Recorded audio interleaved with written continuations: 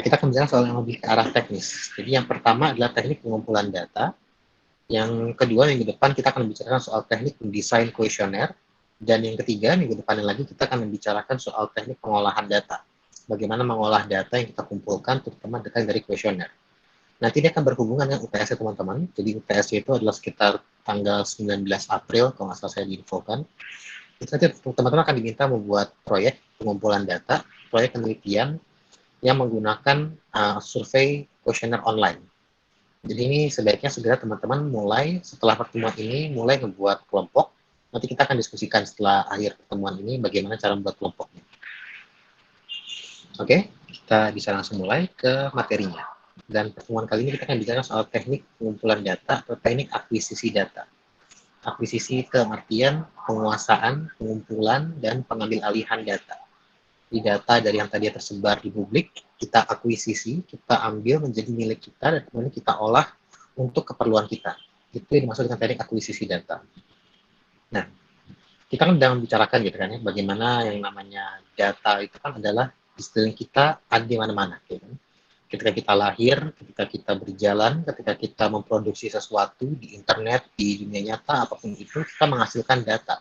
Seluruh memori yang kita miliki itu adalah data yang kemudian harus untuk dianalisis, untuk dikelola, supaya bisa menjadi sesuatu yang bermanfaat, menjadi sesuatu yang membuat kita kaya, misalnya gitu kan, memperkaya diri kita. Itu adalah bagaimana pengolahan data. Nah, tapi sebelum data itu bisa diolah, maka data harus terlebih dahulu untuk dikumpulkan, diakuisisi. Nah, tapi yang jadi masalah adalah tentunya data di internet itu jumlah sangat banyak. Ya kan? Kita sudah mendiskusikan di pertemuan terkait dengan big data, bahwa jumlah data di seluruh dunia saat ini, di seluruh semesta data itu kalau dijadikan sebuah memory bit, maka jumlahnya adalah sebanyak 35 zettabyte, at least, itu tahun 2020. Tahun 2021 peningkatannya mungkin sudah jauh 2 kali lipat, berkali-kali lipat, lebih dari itu.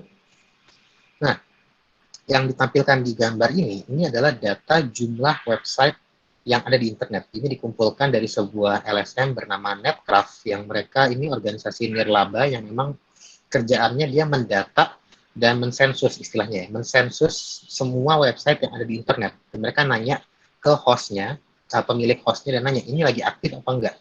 Kalau misalnya nggak direspon balik sama hostnya, maka diasumsikan itu nggak aktif. Nah, jadi dari hasil sensusnya mereka pada bulan Oktober 2020, itu mereka menemukan jumlah website di seluruh internet itu ada sebanyak 1,2 miliar. Tetapi dari yang 1,2 miliar ini, yang dikatakan aktif itu hanya sebanyak 198 juta, ya sekitar 200 juta. Jadi mungkin kalau jadi persentase ya, sekitar 20% dari semua website di dunia ini yang masih aktif. Sisanya itu kayak udah ditinggalin gitu kan, jadi kayak semacam jadi artefak digital gitu. Dia ada tapi nggak ada yang ngelola, dan ya bisa jadi banyak ladang virus dan malware dan sebagainya gitu kan, yang perlu dihindari. Tetapi apa yang saya sampaikan di sini itu adalah bahwa jumlah website yang sebanyak 1,2 miliar tadi itu hanyalah permukaan gunung es. Ini teman-teman saya yakin pernah dengar istilah deep web, dark web, ya. Web yang sifatnya itu dia nggak di list di Google, nggak di list dalam Google Search. Jadi teman-teman kalau nge-search website ini nggak akan ketemu di Google. Nah, jadi secara anatomi ya, kalau kita bicara, misalnya kita bisa andaikan internet sebagai anatomi tubuh gitu kan, atau anatomi gunung es. Umumnya orang akan mengklasifikasi internet itu menjadi 3 jenis kategori. Yang pertama adalah surface web, jadi itu web yang di permukaan, ini yang puncak gunung esnya itu ya kan, yang kelihatan dari atas.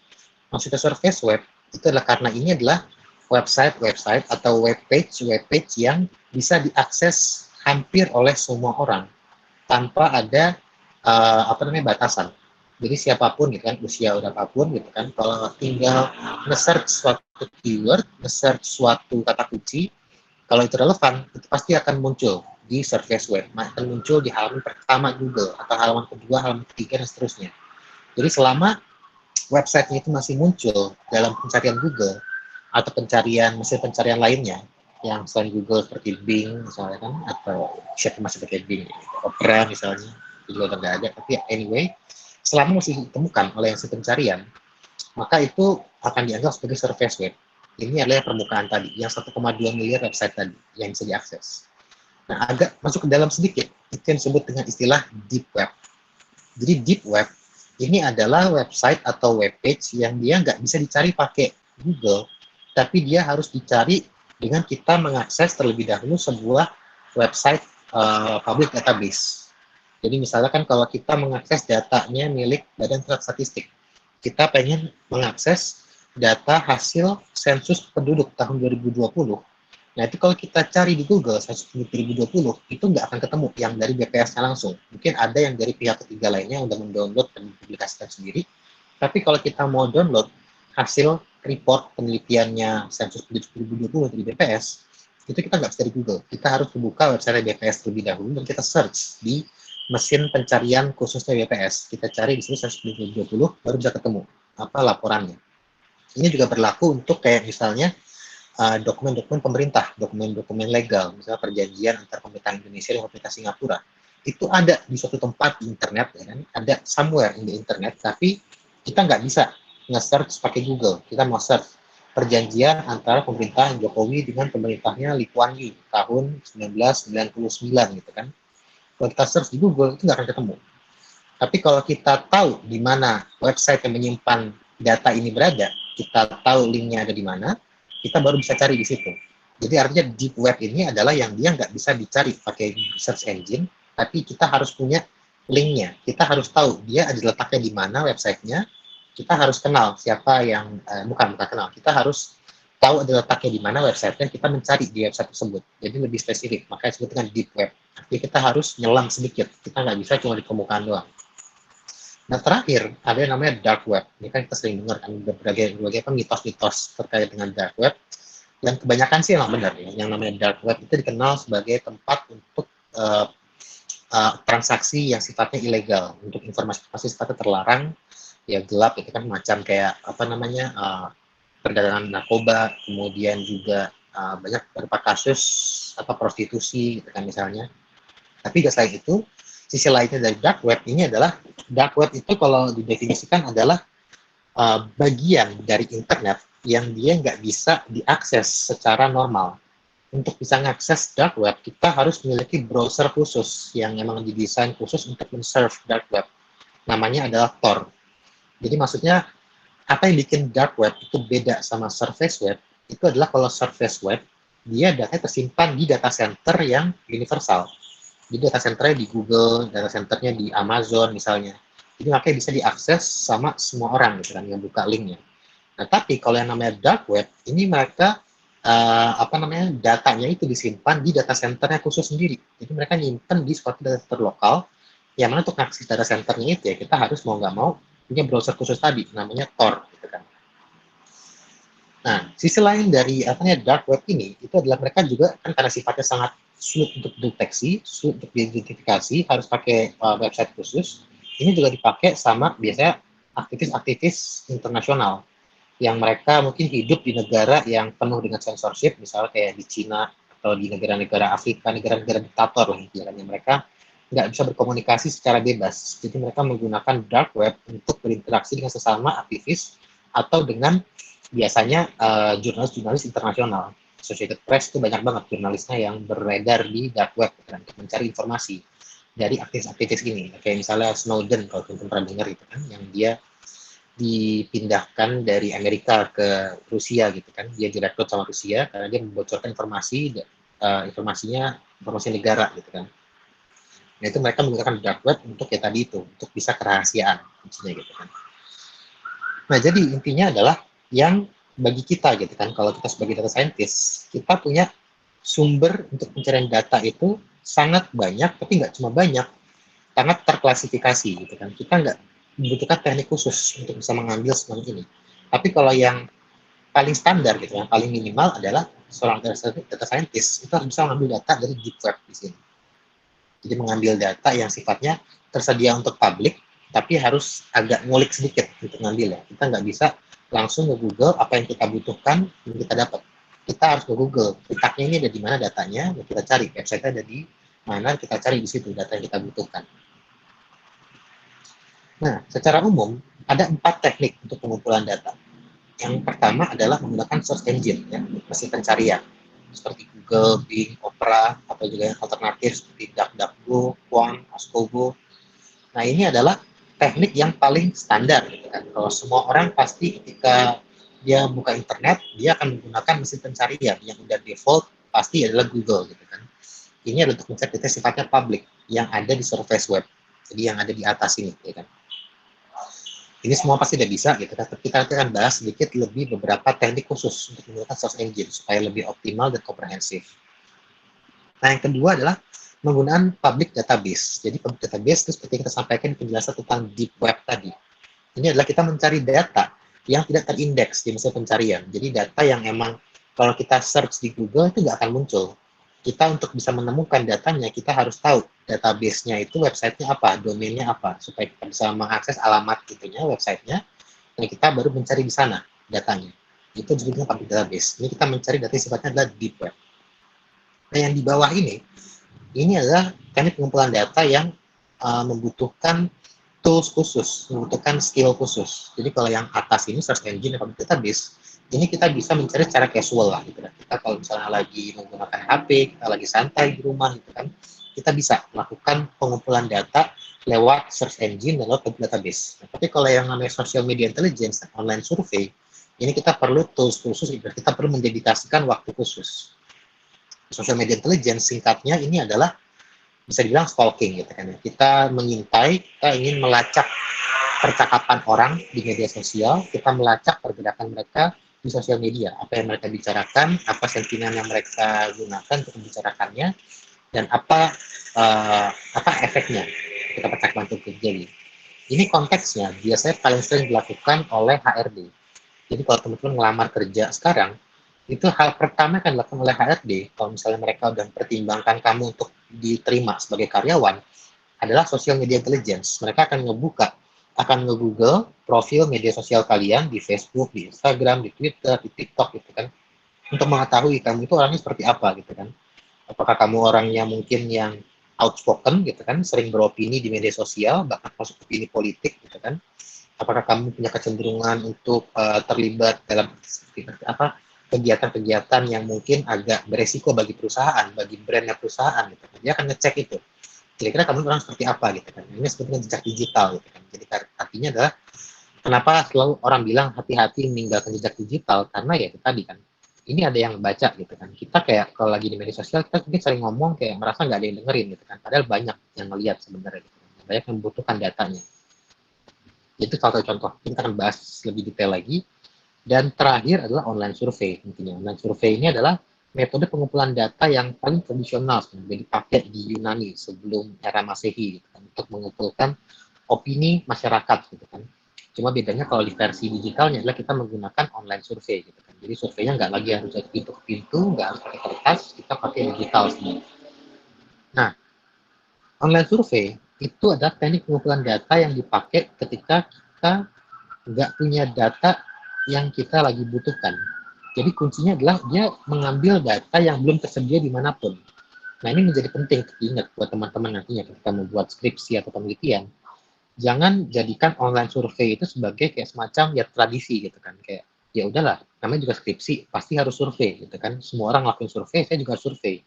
Nggak begitu konsepnya sebenarnya. Survei itu dilakukan hanya ketika memang nggak ada datanya di internet gitu kan. Jadi artinya adalah topik kalian apa, cari di internet dulu, cari di public database, cari di deep web gitu kan. Apakah sudah ada yang membuat penelitian dengan topiknya kalian gitu kan, dan sudah menyediakan data yang sesuai dengan topiknya kalian. Kalau memang sudah sesuai ya nggak perlu survei lagi gitu kan, tinggal pakai datanya mereka dan kita analisis dengan pendekatan kita sendiri gitu kan. Nah, online survei itu baru benar-benar dilakukan ketika kita sudah melakukan langkah awal tadi. Kita udah menyusuri internet, kita udah menyusuri deep web dan memastikan emang ini data nggak ada atau susah banget diakses gitu kan. Mungkin apa disembunyikan atau tersembunyi di balik apa namanya ya harus bayar lah misalnya gitu kan. Nah, itu baru kita lakuin survei gitu kan. Tapi kalau masih ada ya ngapain gitu kan. Itu waste of everyone's time gitu, membuang-buang waktu semua orang. Nah, sampai sini ada yang mau bertanya dulu dari teman-teman terkait dengan tadi pengumpulan data.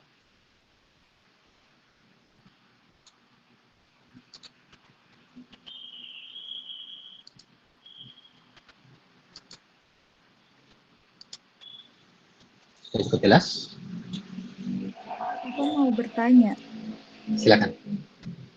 Di deep web itu kan ada legal dokumen. Nah, legal dokumen itu termasuk dokumen-dokumen pribadi kita yang disimpan sama negara atau gimana ya, Pak? Oh enggak, itu legal dokumennya lebih ke arah kayak putusan pengadilan atau apa namanya dokumen perjanjian yang sifatnya publik. Karena deep web itu nggak bisa diakses, itu bisa diakses sama publik, cuma lebih susah daripada surface web. Cuma kalau data yang kamu omongin tadi, kayak misalnya data pribadi kamu yang kamu serahkan ke Facebook, kamu serahkan ke Google, itu biasanya kalau di term of service mereka, itu akan disimpan di sebuah storage yang lokal. Jadi nggak akan bisa diakses sama apa namanya internet gitu loh. Biasanya sih begitu gitu kan. Kalau yang benar gitu, tapi ya tergantung kan perusahaannya apa dulu gitu kan. Kalau yang apa providernya juga agak ngaco ya mereka simpen di internet sehingga bisa dihack sama orang gitu kan. Cuma kalau yang benar sih saya disimpannya lebih apa namanya lebih lebih secure lah gitu kan. Dia akan punya storage sendiri yang tidak terhubung ke internet. Jadi lebih ke local storage gitu. Oke, Pak, makasih. Hmm.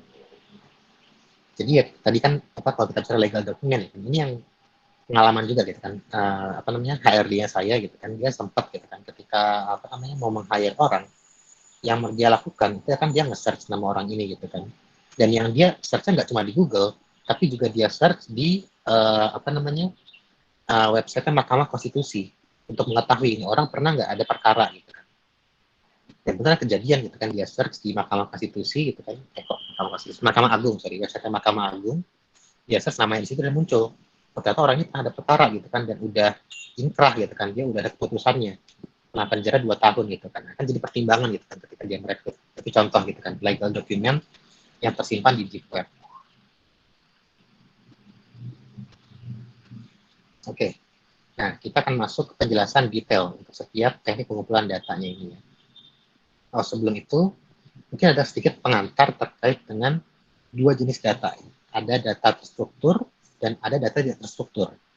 Maksudnya data terstruktur itu adalah data yang bisa dipahami secara intuitif. Jadi kayak data hasil survei atau data misalnya kayak diagram di jurnal gitu kan atau apa namanya chart di jurnal atau tabel di jurnal misalnya tabel di sebuah buku itu adalah data yang bisa dipahami secara intuitif gitu.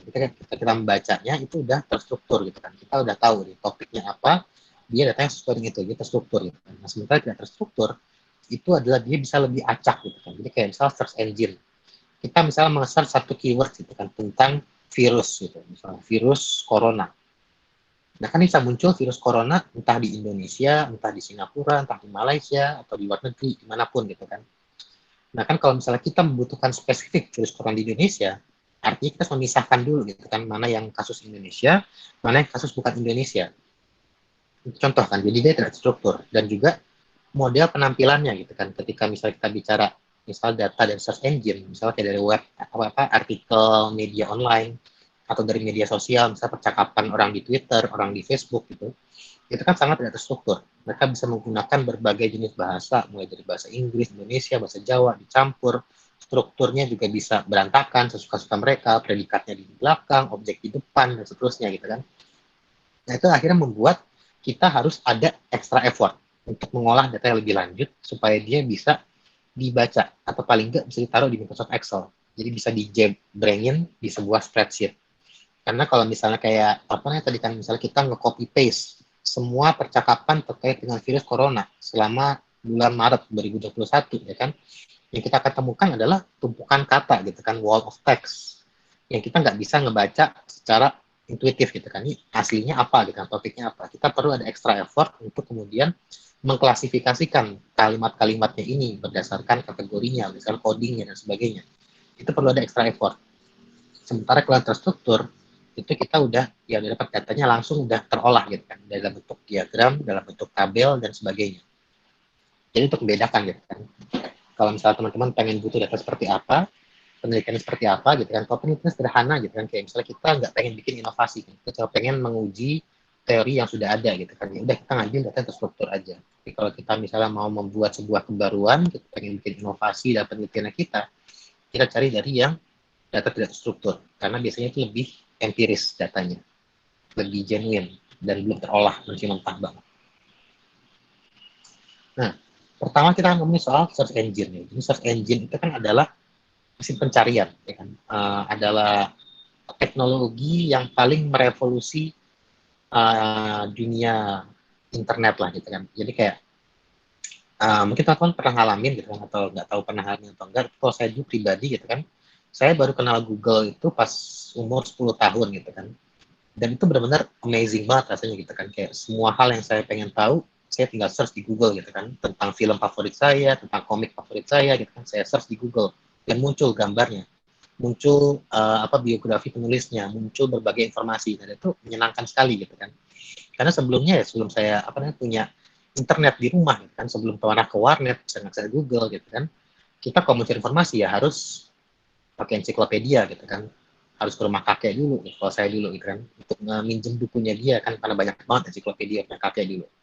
Jadi baru bisa tahu kan informasi soal dinosaurus lah misalkan kan, anak kecil gitu kan suka dinosaurus kayak masih zamannya gitu.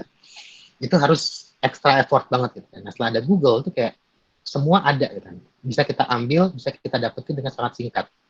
Dan itu memang menjadi revolusi yang sangat besar sekali di dunia internet gitu kan. Bagaimana informasi itu bisa menjadi diakses oleh semua orang secara gampang banget. Jadi benar-benar kayak semudah ngebalikin tangan gitu kan, benar-benar. Dan memang saking revolusioner ya, Google sekarang menjadi yang mendominasi di dunia search engine. Jadi market share search engine di dunia hari ini itu 77% yang dikuasai oleh Google. Artinya apa? Jadi dari semua device yang ada di dunia sekarang, mulai dari HP, gadget, HP, tablet, laptop, pokoknya semua yang bisa ngasih internet, masuk juga smart TV, itu pasti default search engine-nya adalah Google. Bahkan kalau di beberapa HP Android misalnya, itu udah ada yang kayak diinstal, pre-install gitu kan, Google Chrome di HP-nya. Jadi emang kita mau nggak mau, cuma bisa pakai Google Chrome gitu kan. Atau bahkan di Chromebook yang memang udah jelas produknya Google Chrome gitu kan. Nah, jadi kita emang sekarang nggak terhindarin gitu kan, emang karena ya mereka yang bikin revolusi teknologinya gitu kan, mereka yang pertama kali memperkenalkan konsep search engine, jadi mereka menguasai pasar sekarang gitu kan. Tapi memang muncul isu dari situ ya kan, isu terkait dengan data pribadi, karena yang jadi masalah dari Google adalah dia men-track semua pencarian kita, dan dia juga adalah, Google itu kan bukan organisasi non-profit ya kan, dia bukan ngebikin search engine untuk kemudian yang ngebantu memajukan manusia. Itu mungkin salah satunya, tapi bukan cuma itu ya kan. Google juga adalah perusahaan periklanan, ya kan, kita harus diingat. Dia menjual iklan, dan dia punya algoritma khusus untuk menarget orang yang sesuai banget sama iklannya yang dia lagi iklanin, yang dia dapat. Jadi makanya itu yang menyebabkan mereka men-track pencarian kita, dan mereka men-track interest, hobinya kita, dan sebagainya.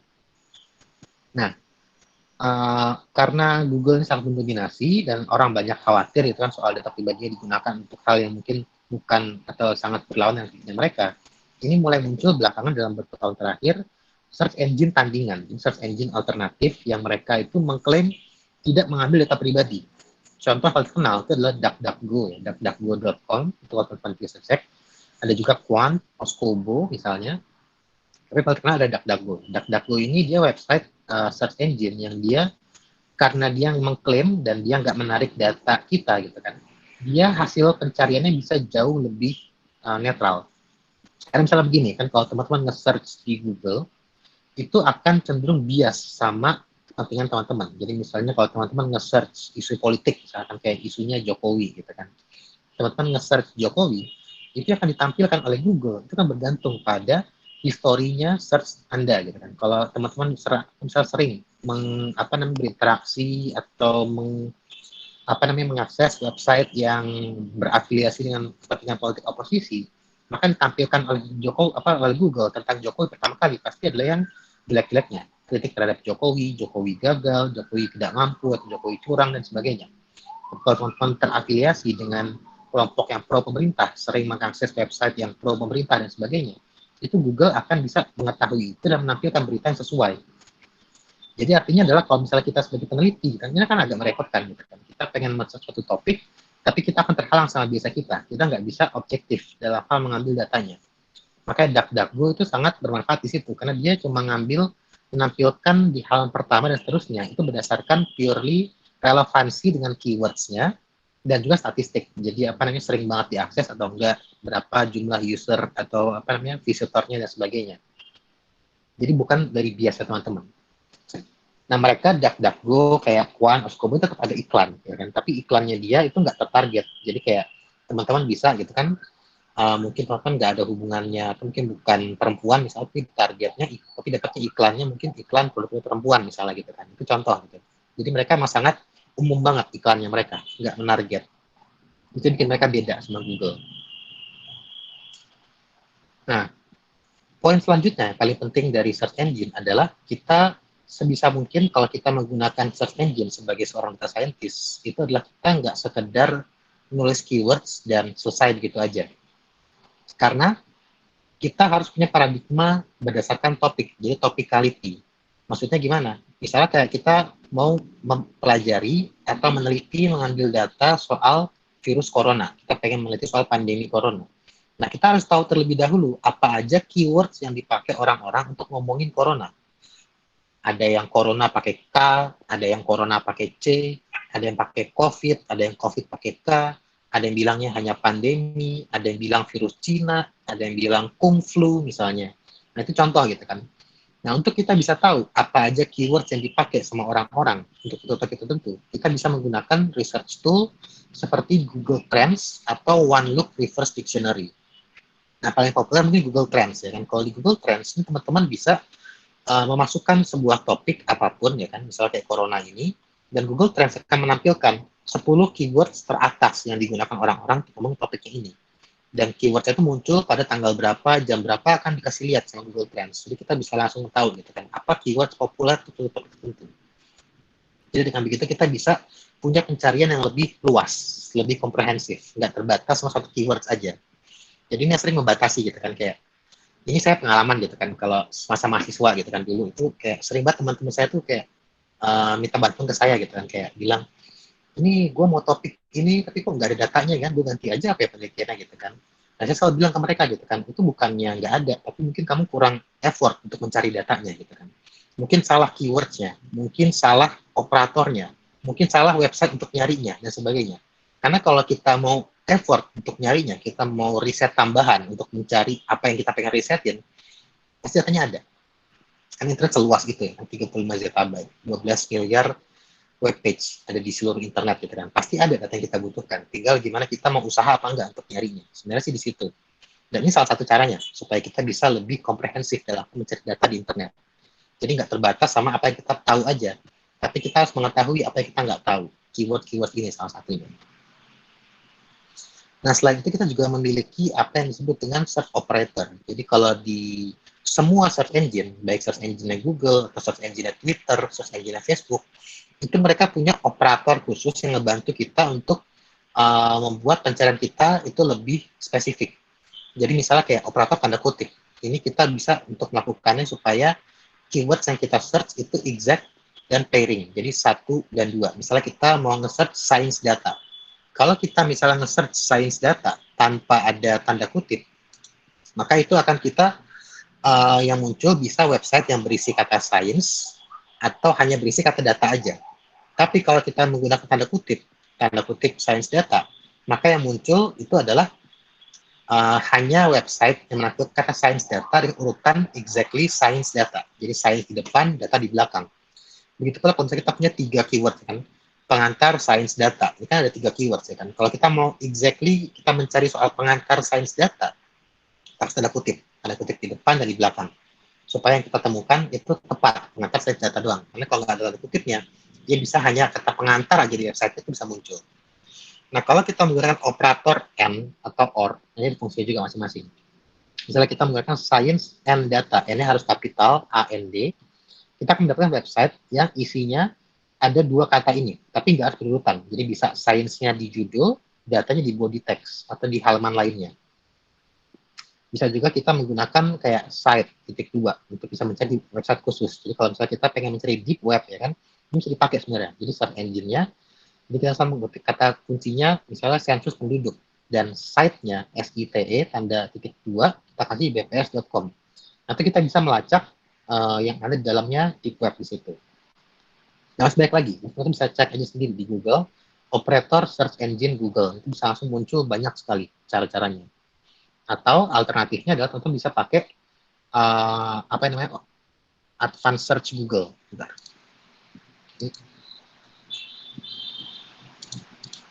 Ya, Google Advanced Search. Jadi kalau Google Advanced Search, aku tinggal cek dengan Advanced Search Google. Ini istilahnya kayak memandu untuk teman-teman menggunakan operatornya. Jadi kayak all these words ini sama dengan apa tanda kutip tadi, ya kan? Atau kayak none of these words. Jadi kita nggak mau nge-track suatu keyword tertentu. Jadi misalnya kita menggunakan science, tapi kita nggak mau men-track kata data. Kita tinggal kata data di none of these words-nya ini. Atau kalau di operator tinggal pakai kata tanda minus. Jadi science minus data, minus pengantar, minus Twitter, minus YouTube misalnya. Jadi kita lebih spesifik pencariannya. Atau bahkan bisa juga bahasanya kita spesifik. Kita hanya mau bahasa Jepang, bahasa Rusia aja.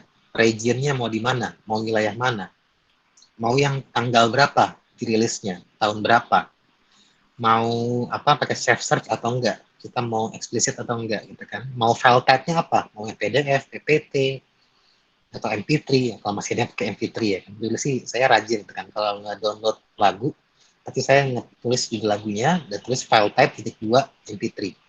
Itu muncul semua downloadan gratisnya kan. Jadi nggak perlu ke Staffaben karena capek. Staffaben dulu tuh banyak banget lah ribetnya. Nah itu contoh kita menggunakan advanced search. Ini tujuannya adalah supaya kita pencarian lebih spesifik. Kenapa kita perlu mencari lebih spesifik? Karena kalau kita nggak spesifik, kita akan dapat data yang terlalu banyak yang nggak semuanya itu berguna buat kita. Kita udah bicara ini kan, bahwa pencarian data, pengolahan data itu adalah garbage in, garbage out gitu kan. Kita akan ada banyak banget sampah di dalam data yang kita kumpulkan kalau kita menggunakan data yang tidak terstruktur seperti search engine ini. Jadi kenapa kita perlu spesifik? Supaya kita membatasin apa data yang kita dapat. Jadi hanya yang kita dapat, hanya yang kita benar-benar butuhin. Nah, itu untuk search engine. Ada pertanyaan dulu untuk terkait dengan search engine, silakan.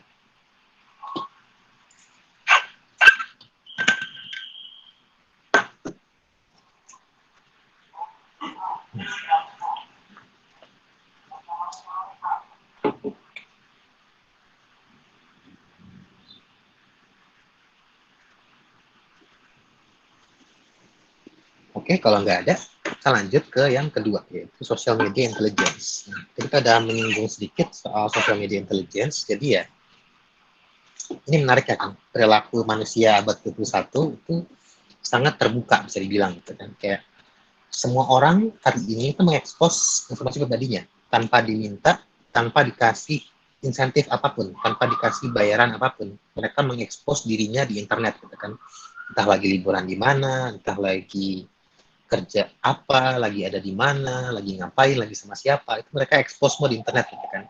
Dan ini informasi pribadi yang sangat berharga, baik untuk semacam kayak background check kan, kalau misalnya kayak HRD tadi, dia mau tahu gitu kan karyawan dia lagi kerja apa lagi liburan, tinggal cek di Instagram story-nya gitu kan, orang lagi post lagi di mana gitu kan. Atau untuk marketing. Nah, kalau misalnya di perusahaan tempat saya bekerja, ini kita sangat memanfaatkan data pribadi dari media sosial untuk menjadi insight, rekomendasi bagi klien kita. Jadi misal kayak klien kita ada Nestle gitu kan.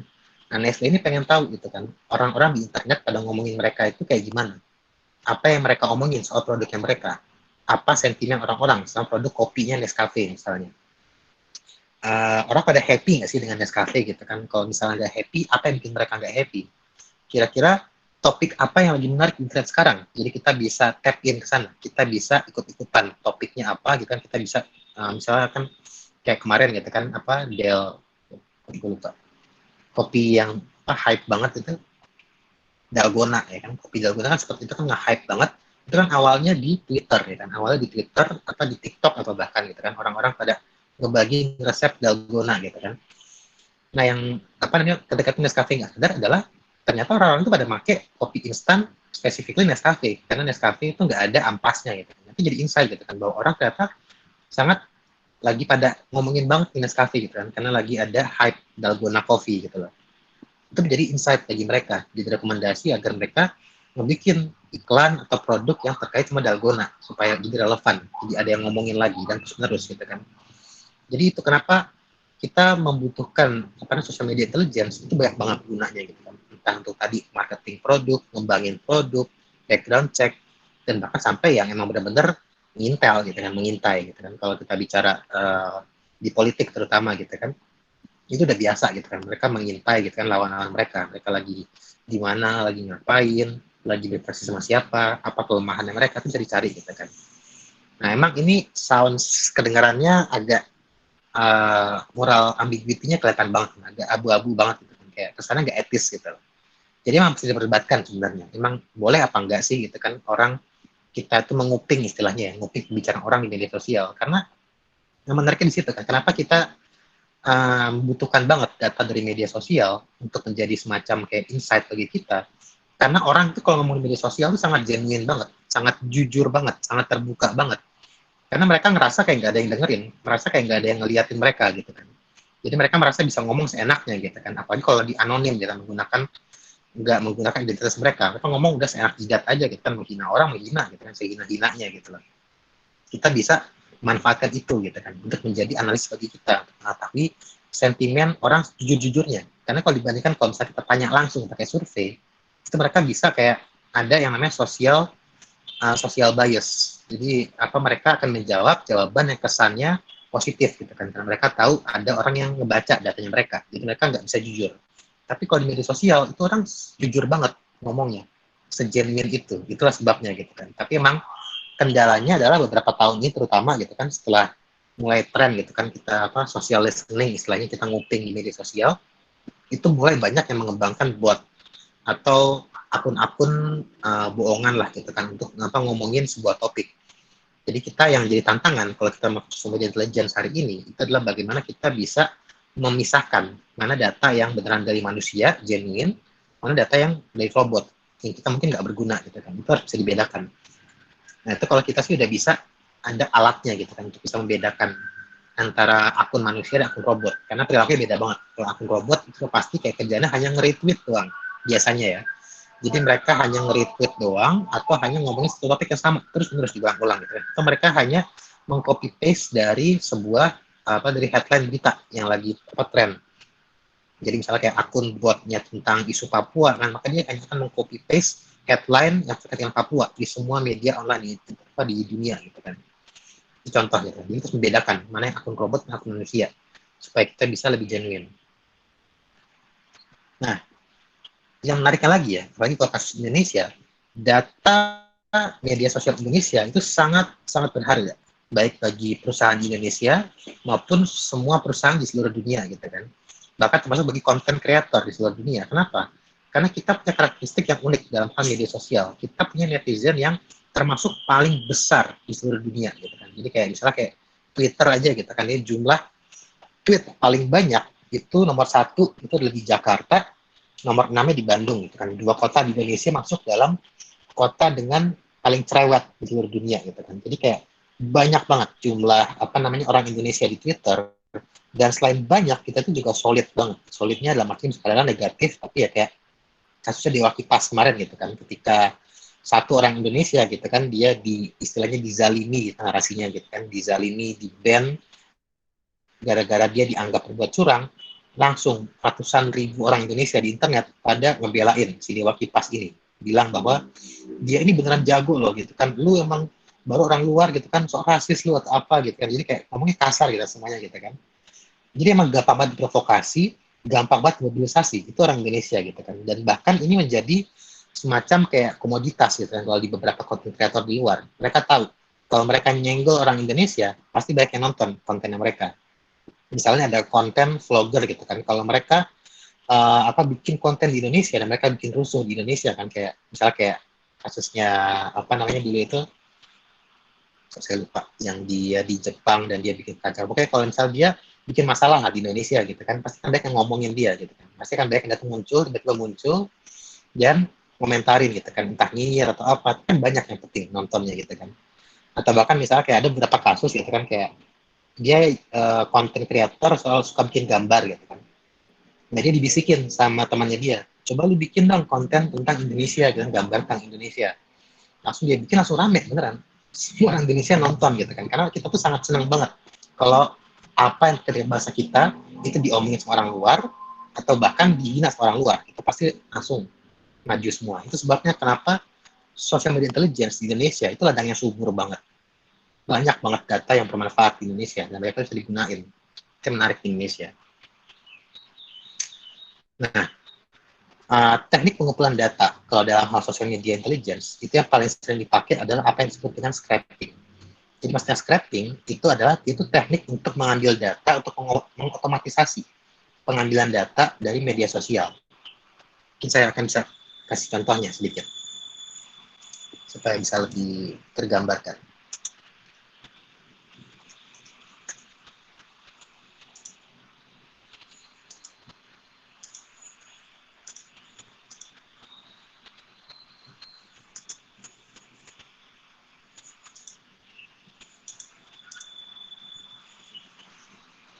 Nah, ini kan adalah akunnya Presiden Jokowi ya kan.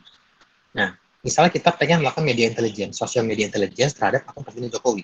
Kita pengen tahu nih selama sebulan terakhir apa aja topik yang diomongin sama Pak Jokowi gitu kan, apa aja isu yang lagi dia bahas di sana gitu kan. Nah, yang bisa kita lakukan, kita bisa membuka satu-satu ya kan, dan kita copy tulisannya ini ke Excel misalnya gitu kan. Ini kita cari komentarnya berapa, like-nya berapa, jumlah post-nya berapa, dan seterusnya. Itu bisa secara manual, tapi kelamaan ya kan. Kalau kita mengatur itu secara manual akan lama banget. Tapi kalau kita menggunakan scraping, maka kita membuat ini jadi otomatis. Jadi kita bisa mencet tombol ini ya kan. Ini adalah mesin scraper yang dibuat khusus untuk men-scrap Instagram. Nah, misalnya kita saya zoom sedikit, cuma 60 aja ya, cukup juga. Nah, dia akan membuat data dari Instagramnya Presiden Jokowi ini menjadi file yang istilahnya namanya CSV atau comma separated value. Nah, ini kita bisa langsung pindahkan ke Excel.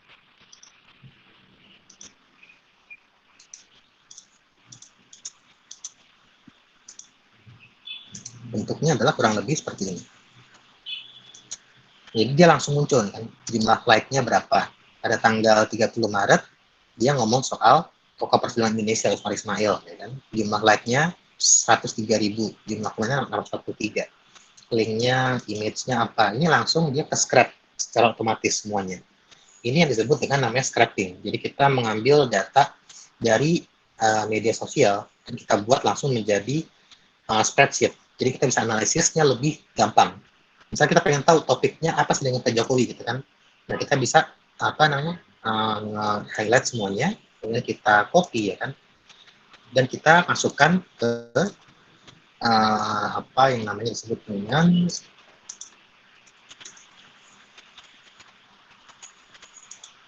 ini.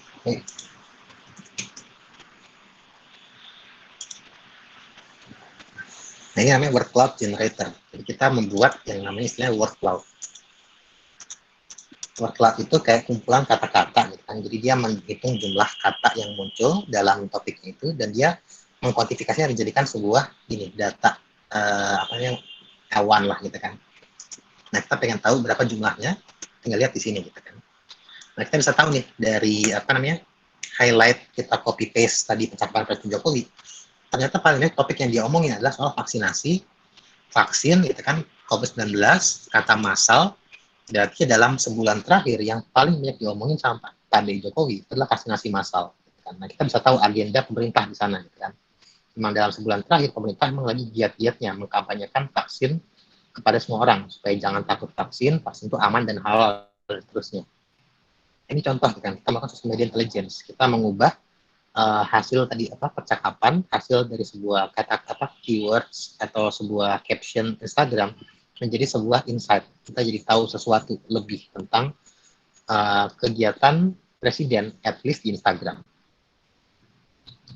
Nah, untuk melakukan sendiri scraping, jadi yang tadi saya tunjukin itu adalah mesin yang memang dibuat khusus di tempat saya bekerja. Itu yang bikin bukan saya, kan? Saya juga nggak tahu kodenya apa. Nah, tapi kalau teman-teman pengen coba sendiri ya, itu bisa menggunakan Python, karena memang paling banyak dipakai untuk scraping itu adalah Python pastinya.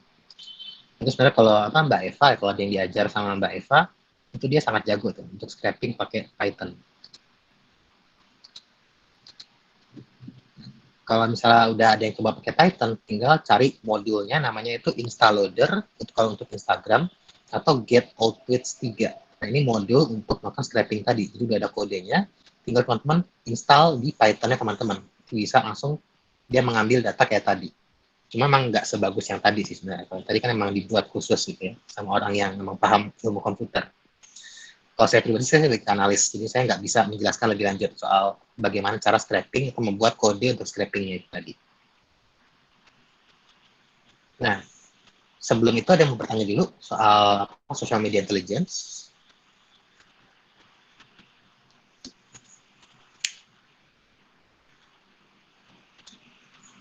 Oke, kalau nggak ada. Nah, terakhir kita ngomongin soal public database. Jadi public database itu udah kita bahas sebelumnya ya. Ini adalah bagian dari deep web. Jadi ini adalah informasi yang nggak bisa diakses hanya dengan melakukan Google Search. Kita harus tahu di mana database-nya berada, di web page mana, dan kita menggunakan search engine khusus yang dimiliki sama web page-nya itu sendiri.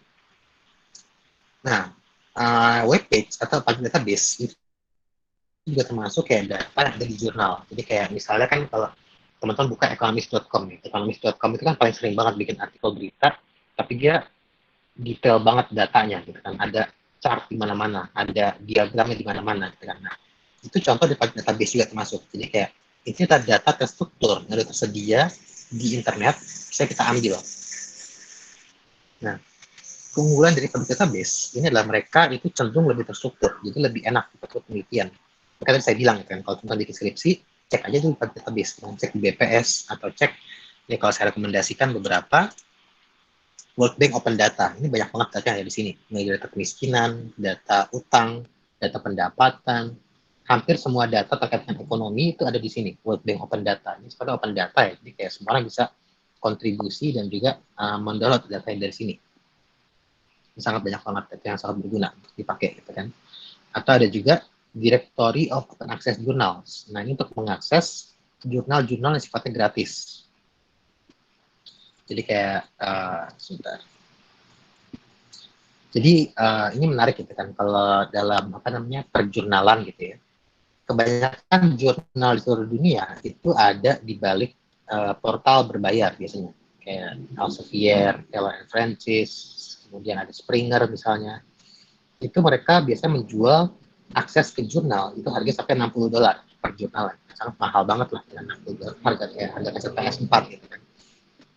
Itu kayak ngapain gitu kan, kita cuma butuh satu halaman doang mungkin dari jurnalnya, harga $60 untuk aksesnya.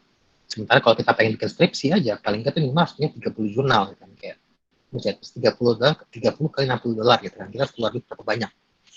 Itu kan mahal banget ya kan. Makanya kenapa muncul Directory of Access Journal ini semacam movement sebenarnya, movement di mana orang-orang itu nggak mau lagi mengupload jurnal mereka di portal jurnal berbayar kayak tadi, karena mereka merasa bahwa knowledge itu harusnya gratis, harusnya itu bebas, pengetahuan itu harusnya nggak dikerangkeng dari balik portal berbayar gitu lah, harusnya semua orang bisa mengaksesnya.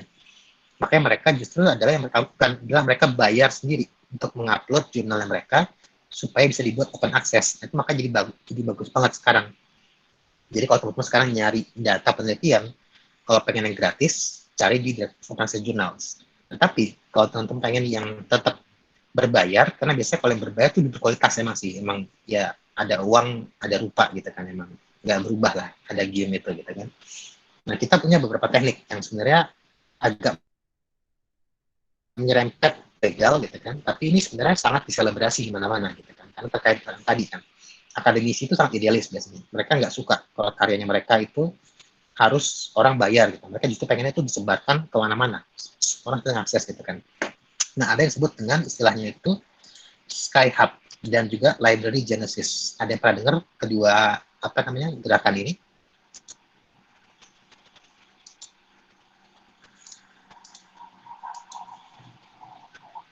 Jadi misalnya kan gini kan, ini adalah jurnal dari Taylor and Francis gitu kan, soal esotericism. Saya lagi penelitian soal topik ini gitu kan.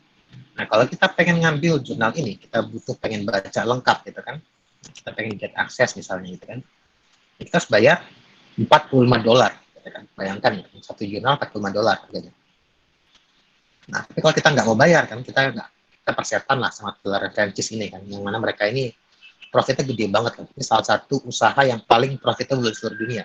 Karena mereka menargetnya adalah hibah universitas. Jadi mereka menarget peneliti-peneliti yang emang disponsorin sama kampus gitu kan untuk melakukan penelitian yang bayarannya mungkin hibahnya sampai miliaran, dan mereka maksa kan supaya kampus berlangganan jurnal-jurnal yang mahal banget ini. Kayak mereka sangat profitable banget. Karena mereka cuma menyediakan editor, editornya juga nggak dibayar gitu kan. Mereka cuma mengupload dan menerbitkan, mempublikasikan jurnal, tapi bisa profitnya tinggi banget, bisa 70% sendiri profit marginnya. Jadi kalau teman bilang kayak, ngapain gue bayar ke mereka gitu kan, kita punya yang namanya sci-hub.si. Nah ini sebuah website yang diciptakan sama seorang aktivis asal Eropa Timur, saya lupa negara persisnya, namanya Alexander Elbakian. Dia ini membuat ini untuk kita bisa mengakses informasi tadi, jurnal secara gratis. Kita yang lakukan adalah kita copy linknya ini ya kan, kita copy, kemudian kita masuk ke Sci-Hub, tinggal kita paste datanya tadi, kemudian langsung muncul, tinggal di download ya, gitu. Nah ini Sci-Hub, jadi kalau Sci-Hub ini khusus jurnal, jadi hampir semua jurnal di seluruh kalau yang dari portal-portal mainstream kayak tadi itu kan Clarion Francis, Elsevier, Springer, kemudian juga JSTOR, itu bisa di download pakai Sci-Hub. Nah, tapi kalau buku ada yang namanya Library Genesis, jadi ya litgen.is. Nah ini adalah kayak istilahnya database tentang hampir semua buku di dunia, hampir semua buku akademik, masuk ke buku non-fiksi ada di sini. Kita bisa cari, misalnya soal critical terrorism studies, kita search gitu kan, jadi ada search engine sendiri, hampir sama kayak Google lah gitu kan. Nah muncul nih semua buku-buku yang terkait dengan critical terrorism studies, kita bisa urutin based on tahunnya. Nah paling terbaru tentu 19, tapi ini EPUB ya kan, jadi kalau pastiin extension ini apa kan, dia filenya apa, karena kalau EPUB ini nggak bisa dibaca pakai Acrobat, nggak bisa pakai PDF reader ya, ada khusus lah untuk EPUB reader. Kalau pengen PDF, yang cek di yang PDF, pilih yang di mirrornya ini, dia menyambungkan ke yang di luar, tinggal get di sini kan. Dapat buku gratis, ini buku terbitan Routledge ya kan, ini kalau dibeli di Amazon bisa ratusan ribu harganya, mungkin bisa ada beberapa yang jutaan mungkin ya, beberapa buku. Nah jadi ini adalah dua resource yang sangat penting kalau menurut saya ya, buat teman-teman yang lagi di mahasiswa gitu kan, untuk bisa mendapatkan informasi yang jauh lebih luas. Jadi nggak terbatas hanya di perpustakaan, nggak terbatas hanya yang dijual di Sasnen atau di Kuitang. Masih ada yang nyari buku di sana. Kalau masih ada, luar biasa. Saya juga masih pakai sih kemarin sempat nyari buku Indonesia karena yang nggak ada di Litgen. Jadi emang sayangnya kalau di Litgen atau di Sci-Hub ya kebanyakan ya yang bahasa asing kan, bahasa Inggris terutama. Buku Indonesia itu masih susah kalau dicari di internet versi gratisnya. Yang mau nggak mau beli lah ke Gramet sana gitu kan. Jadi kurang lebih itu terkait dengan teknik pengumpulan data di database untuk pengumpulan data yang sifatnya akademik, entah itu jurnal atau buku non-fiksi. Nah, selain itu ya kita juga punya yang namanya Internet Archive.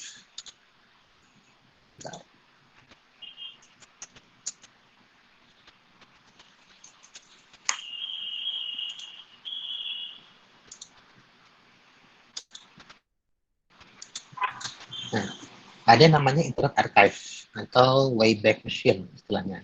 Nah, ini adalah sebuah lembaga non-profit juga ya, yang dia itu adalah kerjaannya nge-snapshot hampir semua webpage di seluruh dunia setiap saat, hampir setiap saat lah, almost every time gitu kan.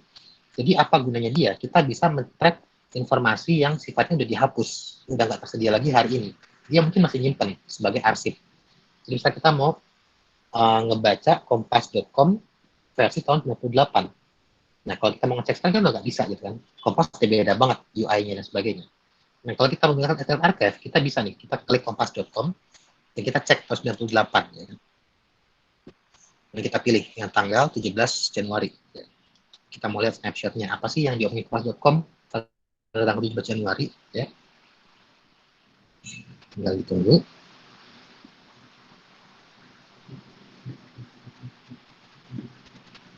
Ya, muncul. Kompas.com versi 19, tahun 1997. 96 bahkan. Kita bisa cek kita hari ini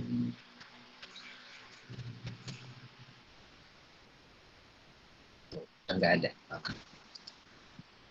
Kemudian kita cek yang tahun 99. Jadi fungsinya dari Internet Archive ini adalah kita pengen men-track informasi yang udah nggak ada lagi hari ini, gitu kan? Yang mungkin udah dihapus sama orangnya, atau mungkin udah outdated, udah update websitenya gitu kan. Jadi ini disebut dengan kenapa orang selalu bilang kan jejak digital itu nggak bisa dihapus, karena ada lembaga-lembaga seperti ini. Jadi kerjaannya nge-snapshot semua webpage di internet hampir setiap hari, hampir setiap saat. Jadi kalau teman udah menghapus suatu tweet yang teman udah bikin di 10 tahun yang lalu, bisa jadi itu masih ada di sini. Kalau teman-teman cek twitter.com di sini ya kan, yang buka ya tahun 2014 misalnya gitu kan, teman-teman masih zamannya alay gitu kan, nge-tweetnya masih ngasal dan sebagainya, itu bisa kelacak di sini gitu kan, bisa muncul versi lamanya di situ. Nah, ini adalah resource yang penting juga kalau sebagai investigatif jurnalis gitu kan. Kalau teman-teman pengen jadi jurnalis yang investigatif gitu kan, yang ngelacak dalam-dalamnya gitu kan, ini bakal kepake banget karena bisa ngelacak informasi yang tadi udah nggak ada lagi sekarang, udah dihapus atau mungkin ya udah emang nggak bisa ditemukan gitu kan. Jadi itu yang sebagai paling database, kita bisa men-track informasi yang nggak ada di Google. Ini bagian dari Deep Web juga, Internet Archive ini. Jadi gitu kira-kira untuk materi teknik pengumpulan data atau teknik akuisisi data. Nah, online survei ini kita baru akan bahas secara detail minggu depan. Kita akan ngebahas secara rinci ya, bagaimana cara ngebuat online survei, tekniknya supaya jawabannya bisa sesuai ekspektasi dan sebagainya. Nah, untuk keperluan ini, teman-teman akan diminta untuk membuat kelompok. Jadi mulai minggu depan, teman-teman udah harus punya kelompok. Kelompoknya ini jumlahnya 4-5 orang, maksimal 5 orang. Nah, untuk ini teman-teman kira-kira kelompoknya mau dibuatin atau mau bikin sendiri?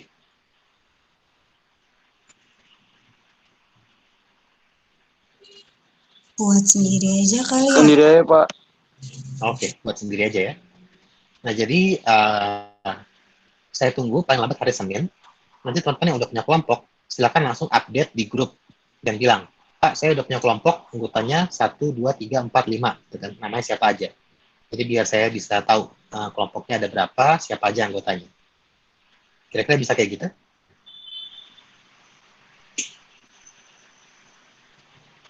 Bisa, Pak. Bisa, Pak. Bisa, Pak. Ya. Oke.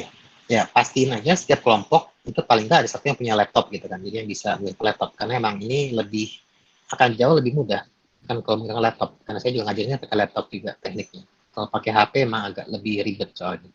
Untuk bikin form dan juga menganalisis pakai Excel. Kalau pakai HP saya masih angkat tangan sih. Kan. Lumayan capek juga lihatnya. Kira-kira gitu ya. Nah, terakhir untuk yang hari ini ada latihan. Jadi ini bukan tugas, ini nggak dinilai, ini lebih sebagai latihan. Jadi bisa mempraktekkan teknik yang udah diajarin tadi, yang kita diskusikan tadi. Jadi teman-teman diminta untuk mencari dan mendownload 2 artikel jurnal yang dirilis tahun 2021. Ya. Ingat, tahun 2021 topiknya Big Data. Jadi bisa menggunakan Google Scholars, ya, bisa menggunakan google.com, atau bisa menggunakan Directory of National Journals, dan sebagainya. Bisa juga pakai portal jurnal kayak tadi kan, Carl and Francis, JSTOR, tinggal nanti downloadnya pakai Sci-Hub, kan? Bisa. Nah, kemudian juga sama cari dan unduh download 2 buku yang dirilis tahun 2016 sampai 2021, topiknya Big Data. Nah, kalau udah, ini tinggal di-upload ke Google Form. Nah, tapi Google Form itu maksimal upload cuma 1 GB. Jadi kalau teman-teman nanti kegedean filenya nggak bisa ngupload, silakan tinggal bisa dikompres ya, atau bisa di screenshot bukunya. Jadi buku yang download nanti di screenshot dan dikirimkan screenshotnya dalam bentuk PDF.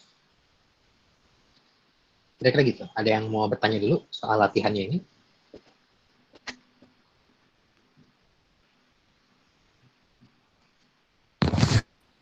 Saya mau nanya.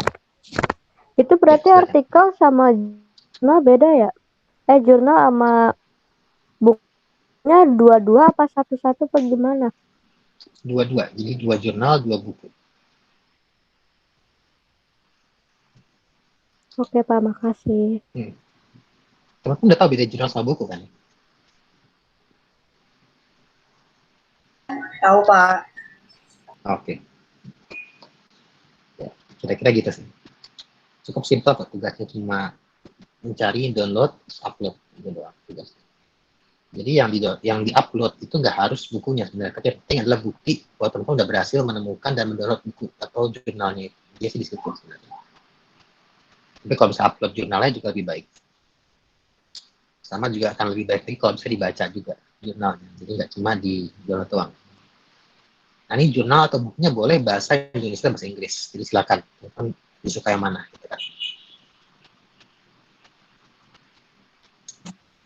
Bapak buat link yang tadi yang Bapak kasih tahu buat download jurnal itu nanti dikasih gak Pak? Oh bisa. Nanti saya infokan di grup ya.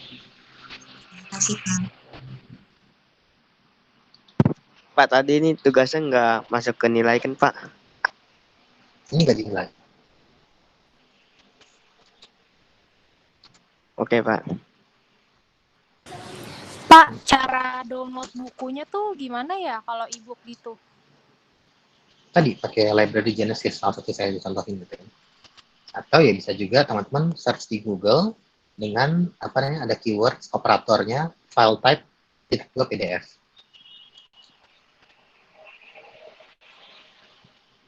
Jadi misalnya saya contohin.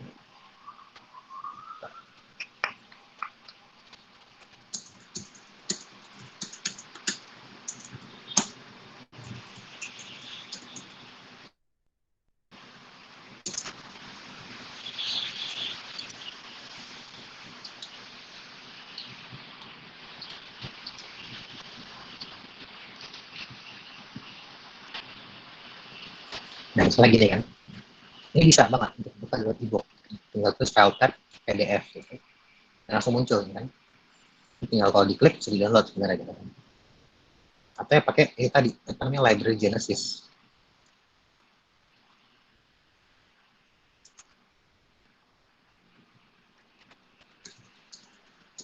Nah, kalau di sini tapi ketika search judul bukunya apa gitu kan. Kalau misalnya ada, ini kan ada kan gitu kan. Tinggal masuk ke ini, mirrornya ini. Jadi ini mirror untuk link downloadnya. Pilih 1, 2, atau 3, kelihatan nih kan. Dia linknya kemana. Ini ada ya ke Genlib. Ya, muncul nggak sih? Jadi kalau teman-teman hover di atasnya ini bisa muncul linknya kemana arahnya. Ini kalau diklik, kita tinggal gap di sini, download. Ini buku kalau di Gramet sekarang dijual harganya 50.000. Bahasa Indonesia tapi, kalau ini bahasa Inggris. Lumayan kan. If you want to try the art of not giving a fuck gitu ya, gratis gitu.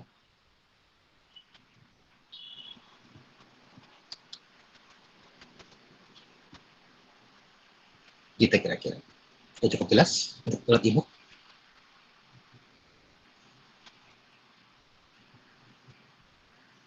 Bapak berarti kalau misalnya kita nyari tahu dulu tentang bukunya. Nah kalau kita udah dapet judul baru kita cari buat downloadnya kayak gitu bisa kan ya? Betul, itu bisa banget kayak gitu. Jadi bisa pakai Google Scholars gitu kan untuk cari bukunya apa, nah cari di library Genesis downloadnya. Pak, maaf Pak, tadi nama webnya apa sih, Pak? Nah ini saya tulisin aja di itu ya di Google. Oh ya, Pak, baik, Pak.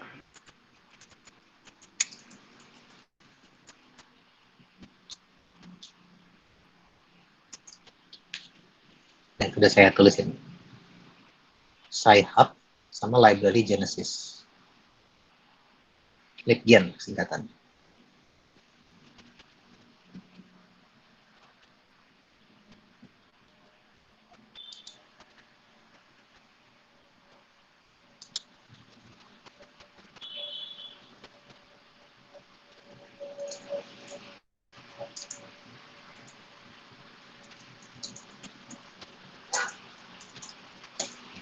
Oke, ada pertanyaan lain?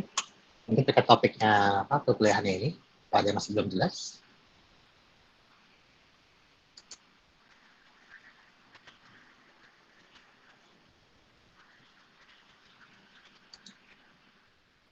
Kalau udah cukup jelas, mungkin boleh nyalain videonya, kita screenshot ya, kita foto bareng.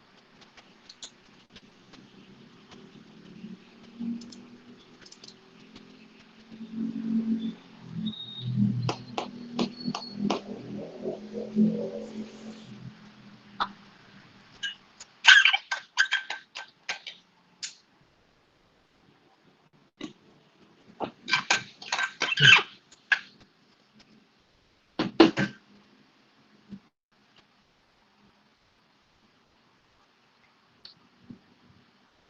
udah pada siap?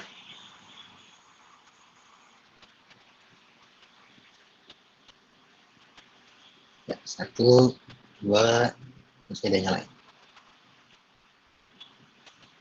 Oke, 1, 2, 3. Ya, mantap. Terima kasih banyak untuk kehadirannya. Sampai jumpa minggu depan. Jangan lupa untuk kelompoknya ya. Baik, Pak. Baik, Pak. Baik, Pak. Terima kasih banyak. Baik, Pak. Makasih. Baik, Pak. Terima kasih, Pak. Terima kasih.